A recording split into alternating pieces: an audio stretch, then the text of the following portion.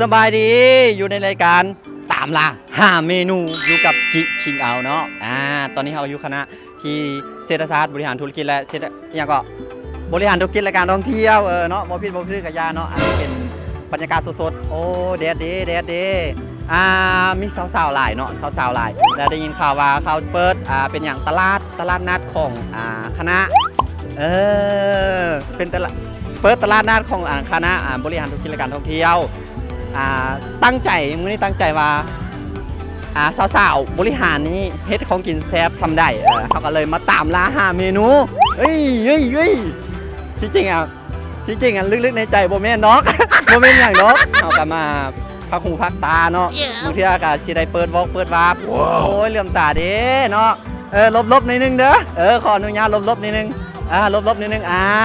และตอนนี้เนาะโบลมยาวเนาะอย่าลืมฝากกดไลค์ซับสไครต์ส่งคิงเอามีเดียเด้อเนาะอยู่ YouTube เนาะตื่นเต้นหลายมื้อนี้จะได้เห็นผู้สาวคณะเศรษฐศาสตร์บอกไว้เลยว่ามีแต่ผู้งามๆเนาะอันนี้เนาะเฮาฮู้กันเท่านี้ซะงามสำหรับเฮาไปเบิ่งบรรยากาศตัวจริงกันเลยไปนำมารถ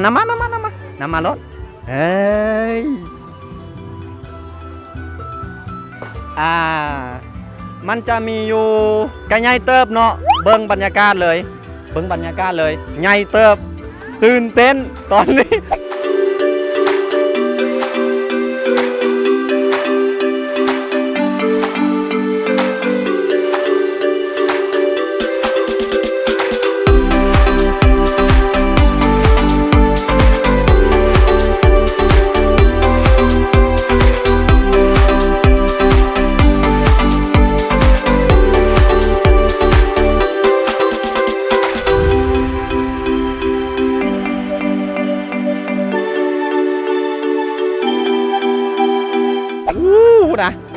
บอกเลยว่าสาวหลายแน่นอน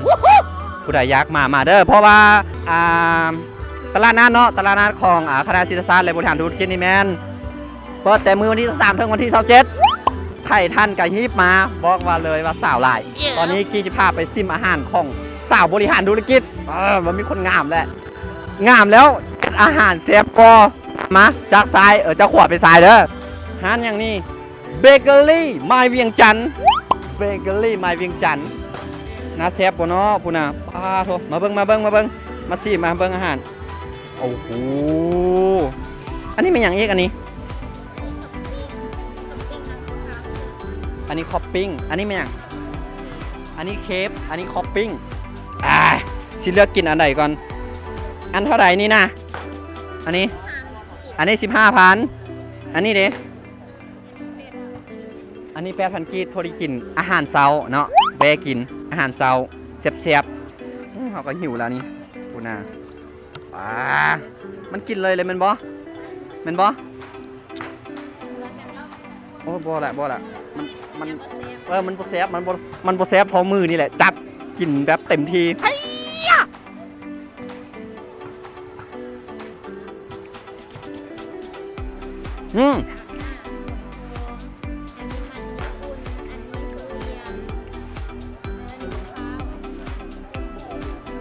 เลี่ยนๆแล้วมีอันนี้นะมีขาวๆเนี่ยเขาเนี่ยขาวๆนี่ครีม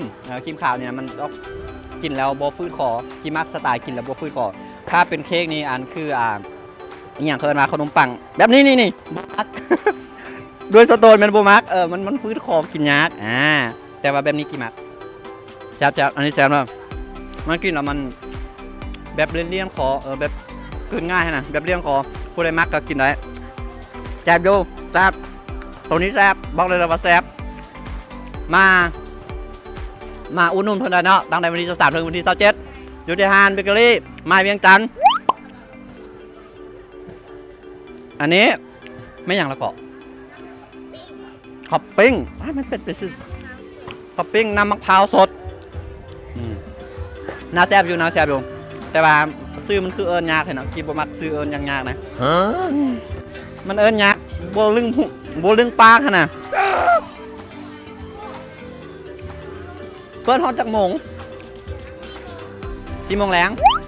มันแกะจังแล้วยังให้ไม่ค้าแกะให้มันต้องแกะทางคางเนาะมันต้องดื่มกินเลยแมนบอถ้าดื่มกินเนี่ยเป็นจังไหนได้ดื่มกินก็ได้โบต้องมีพี่ผ่าน นี่มาเบิ้งไกลๆมาเบิ้งไกลๆมาเบิ้งไกลๆแซ่บแซ่บอันนั้นได้อันเรื่องแซ่บนี่โอ้ไม่ค้าไว้เฮ็ดเอง ใช่นี่ค่ะผู้ใดอยากทำจัดงานกิจกรรมไปงานปาร์ตี้ โอ้กี่วักกี่มักมันจะมีกะทิมีกะทิแล้วมีในมะพร้าวอยู่ไหนฮันแซ่บโอ้กี่มัก2สำหรับกี่เด้อส่วนโตมัก2อย่างนี่พอมันกินง่ายกินแล้วบ่ฟื้นคอกี่มักแบบนี้แต่แบบนี้กี่บ่มักมันฟื้นคออีหลีเพราะด้วยอยากมาอุดหนุนกับอุดหนุนได้ในนี่ไปเนาะให้เบิ่งอีกครั้งไปเอาโฆษณาทันทีผู้ใดรับจัดงานก็มาสร้างได้จัดงานผู้ใดอยากจัดงานแบบใดงานวันเกิดก็จัดเป็นบ่เนี่ยรับเมิดบ่ว่าผู้ใดอยากสั่งเป็นชุดหลายๆชุดไว้ ยังงานสัมมนาโทรสั่งได้เสริมให้ เบอร์โทรตามปลายเลยเด้อโทรสั่งได้งานเลี้ยงงานสัมมนาแต่ตอนนี้ต้องกี้ขอกินก่อนแซ่บมักมาเจอฮานทบิดกับแซ่บแล้วบุคคลวาจีย่างครบนี่บ่ เอ้าถ้าเปิดแล้วมันแข็งเลยวะนี่มันแข็งวะดีป่ะมันต้องใส่บวงตักเมื่อกี้เขากินน้ำมันเฉพาะมันคือว่าเป็นน้ำแบบน้ำกะทิแต่แซ่บบอกเลยว่าแซ่บ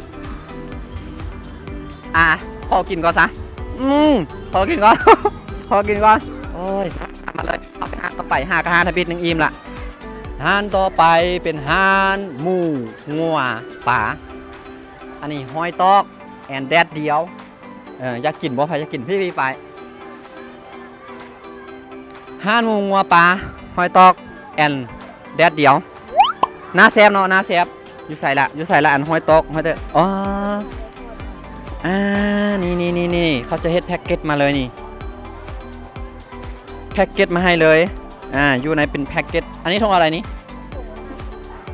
คือกันหมดเลยเห็นปะตัวนี้ทงอะไรก็30เนาะอย่าลืมเบิ่งเนาะอันนี้เนาะมาอุดหนุนกันได้ที่ร้านมุงวัวปลาหอยตอกและแอนตายแดดเดียว แดดเดียวเนาะอันนี้30อันนี้50อันนี้เป็นหงอนบ่นี่50นี่หมู30แม่นบ่ก็จะมีก็น่าแซ่บอยู่นะสุดน่าแซ่บอยู่แต่ว่าเขาว่าทางไม่ค่าว่าบ่ได้ทอดมาเถื่อถ้าจืดมากี่ชิมคำพองว่าแซ่บเบิ่งนี่แพ็กเกจสุดหรูสุดคุ้มมื้อใดไม่ค่าจะทอดมานี่ตอนสวยนิดนึงมื้อที่เฮาอาจจะได้กินเนาะอย่าลืมแวะมาเขาอาจจะได้กินได้ต่อไปฮานต่อไปขอบใจไหมคะเด้อ นี่ฮานต่อไปเป็นฮานน้ำมีทุกน้ำแต่ว่ากีบุ้งว่ามันน้ำอย่างแดอันนี้เป็นน้ำอย่างอันนี้น้ำซาลีมบ่นี่แม่อันนี้เป็นซานมเย็นตายมีซานมเย็นมีหลายๆละอันเลยเนาะอันนี้เป็นห้าน้ำที่เฮาคุ้นตาคุ้นหูคุ้นตาอยู่พี่เมียคากระซิบบอกว่าพิเศษแซ่บทุกน้ำ อย่าลืมมาซิมมาลองเนาะห้าที่3ย่างเข้ามาแล้วเป็นห้าที่3เลยเนาะมาลองกันได้แซ่บทุกน้ำแต่ว่าคีบคอซิมเด้อซื้อแถมหนึ่งซื้อ1แถม1ถ้าซื้อหลายก็นั้นแถมคนไปพร้อม มาเบิ่งกันได้เนาะอันนี้เซลกันลิ้นเซลกันลิ้นไปห้านต่อไปยังมีหลายห้านอยู่เนาะเดี๋ยวเขาผู้ใดมาอุดหนุนกับฝากเลยนะฮะในห้านที่3นับจากเข้ามาแล้วเป็นห้านที่3อย่าลืมมาอุดหนุนเด้อน่าแซ่บอีดีแต่ว่าอย่าลืมนี่ทัดต่อมาเลยเป็นห้านมะขามมะกล้วยอันนี้เป็นอย่างนี่จากเมนินาอันนี้เป็นนัวเฮ็ดจากธรรมชาติโอ้เป็นนัวเฮ็ดจากธรรมชาติหาเคยเห็นของคนลาวเฮ็ดได้นี่ของคนลาวมันบ่นี่ผลิตภัณฑ์ลาวไส้เราเฮ็ดลาวไส้เราได้เราเจริญหาเคยเห็นของคนลาวเนาะแป้งนัวของคนลาวเฮ็ดกล้วยของคนลาวเด้อกล้วยตากคุณเป็นแพ็กเกจมาหมดแล้วอันนี้ก็กล้วยตากอันนี้เป็นตาซิมอยู่กี่ยักษ์ซิมอยู่ว่าบ่เคยเห็นที่มันเป็นแพ็กเกจมาเป็นแพ็กเกจมาจังซี่เนาะสำหรับคนที่เคยซิมก็น่าจะเคยซิมแต่กี้บ่เคยซิมเป็นกล้วยตากแซ่บเมนินาเอามาต่างกันจังไดมี3 4แบบอีกมาเบิ่งเข้าไกลมาเบิ่ง อันนี้จะเป็นตากแล้วเขามานึ่ง อันนี้ตากมานึ่ง ตัวนี้เป็นตากเลย อันนี้ตากเลย นี่ อ๋อ อันนี้ก็ตากมานึ่งแซ่บคนละแบบ อันนี้ตากเลย มีหลายรสขนาดเท่ากับจิบูสั่งสีมันจะชิมรสเดียว ที่ชี้กี้เลือกนี่ตากแล้วมานึ่งน่าจะแซ่บนี่นะ เห็นแล้วน่าแซ่บกล้วยลาวมาเลยเฮ็ดแบบลาวๆลาวอีหลีเราเฮ็ดเราใส่เราได้เจริญยังว่าไปละกี้เห็นหน้าตาตัวนี้แซ่บเนาะกี้จะชิมตัวนี้ อันนี้เท่าไหร่นี่10,000กีบอันนี้ก็10,000นะกล้องละ10,000ถึกๆอย่าลืมมาอุดหนุนกันได้เด้อห้านี้แต่ก่อนกี้สิชิมมาก่อนเดี๋ยวเบิ่งให้พิธีกรชิมก่อนเด้อแต่กล้องจึงชิมลำหลัง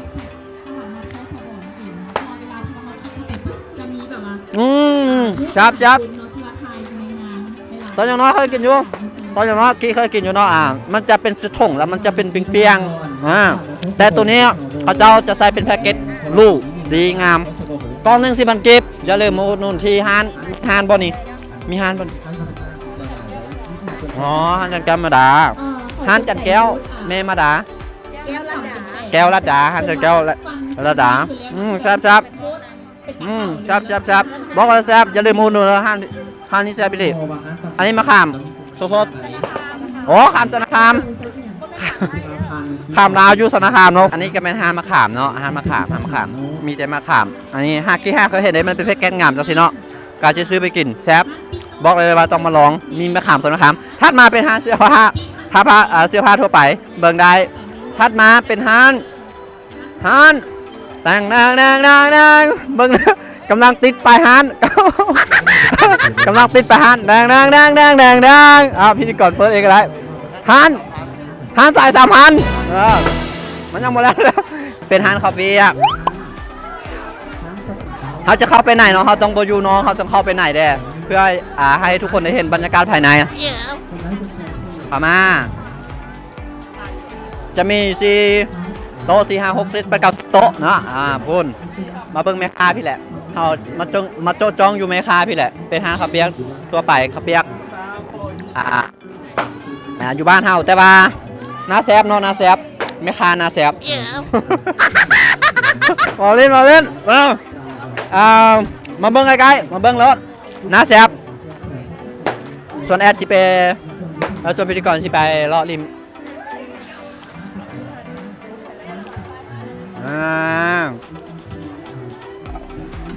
นาแซบเนาะนาแซบยังยืนยันว่านาแซบไหมคะนี่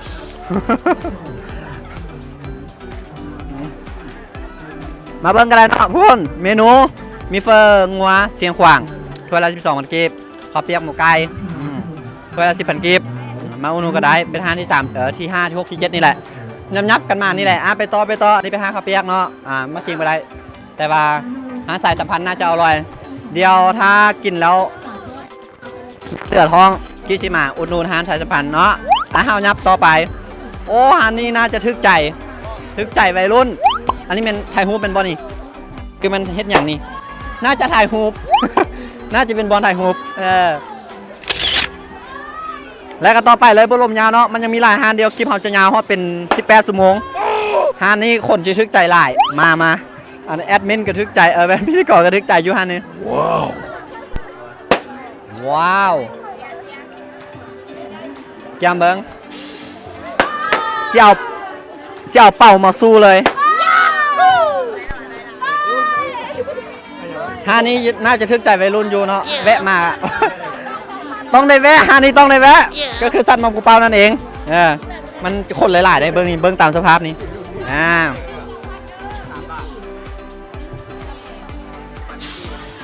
เขาจิโซขี้มือให้เบิ้ง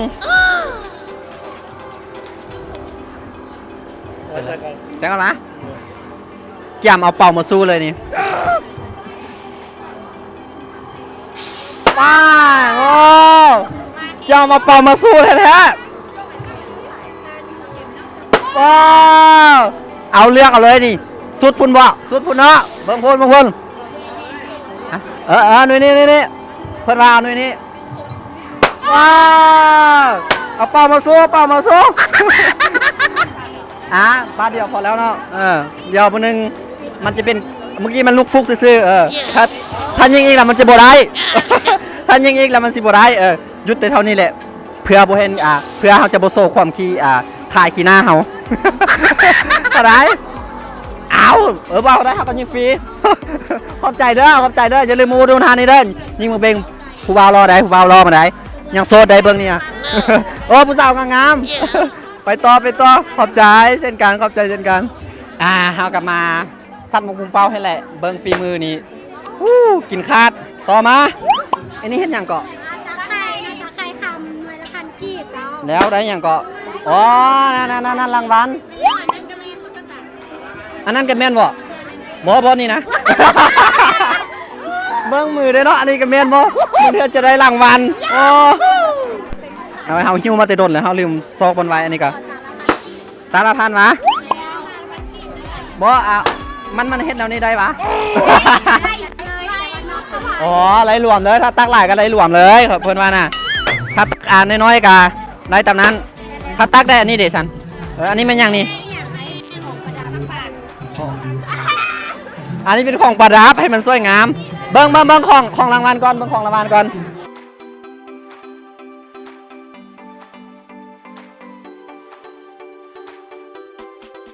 รางวัลใหญ่สุดอยู่ในนี้เก่างาม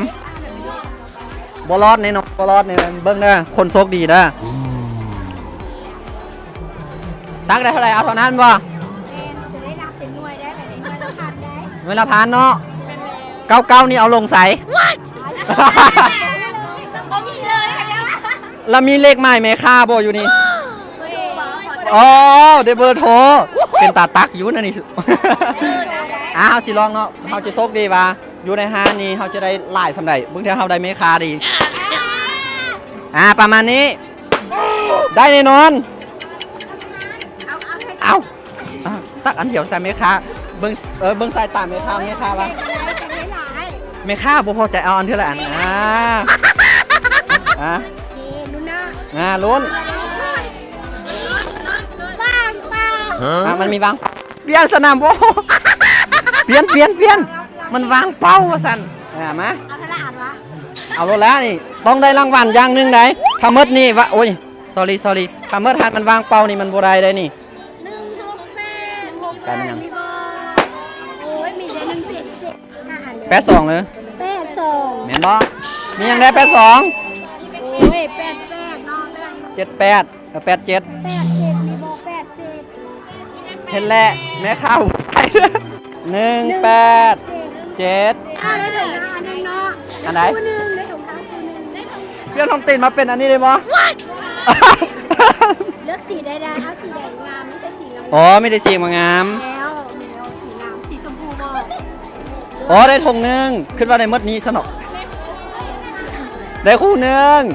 ลิ้นมวนๆลิ้นมวนๆบ่ขนมปักใจเอานี่นะของมักตอนยังน้อยนี่รักมันอีเมียไปซื้อ เท่าไหร่ 30,000 โอ้แม่ค้